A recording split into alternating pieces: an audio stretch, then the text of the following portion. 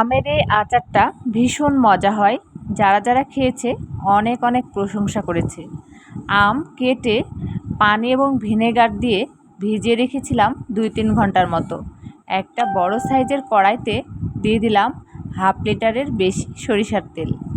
এরপরে দিয়ে দিলাম শুকনো মরিচ আর দিয়ে দিলাম রসুন কোয়া 1 কাপের মতো।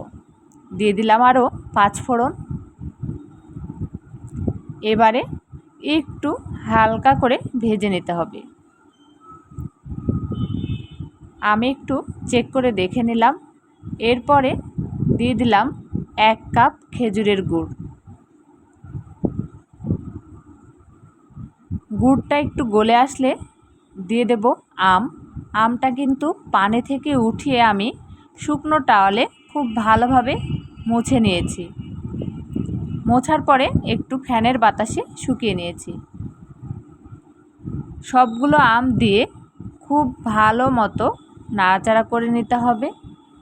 এই পর্যায়ে আমি দিয়ে দিলাম স্বাদ মতো লবণ, হলুদের গুঁড়ো, মরিচের গুঁড়ো, ধনে গুঁড়ো আর আচারের মশলা।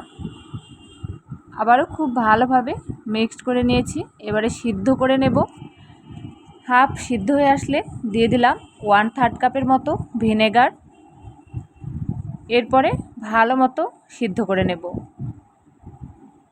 দিয়ে দিলাম আস্ত তেঁতুলের কিন্তু আমি বিচি ছাড়াইনি। আচার পুরোপুরি সিদ্ধ হয়ে গেলে আবারও উপর থেকে আচারের মশলা দিয়ে দিলাম 3 টেবিল চামচের মতো। আচারটা আমার প্রায় হয়ে এসেছে। ওপর থেকে তেল ভেসে উঠেছে। চুলাটা বন্ধ করে দেব এবং সম্পূর্ণ ঠান্ডা হয়ে গেলে আচারটা বয়মে ভরে নিয়েছিলাম।